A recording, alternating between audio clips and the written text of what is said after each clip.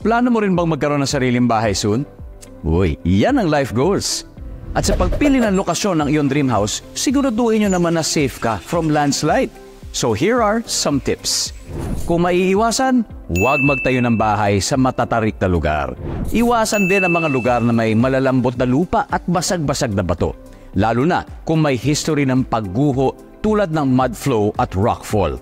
Huwag ring magtayo ng bahay sa paanan ng bundok o burol dahil posible itong bagsakan ng landslide materials. Delikado. Dahil major milestone sa buhay ang pagkakaroon ng sariling bahay, siguraduhin nating safe naman ito sa landslide, hindi ba? #Panatag ang may alam.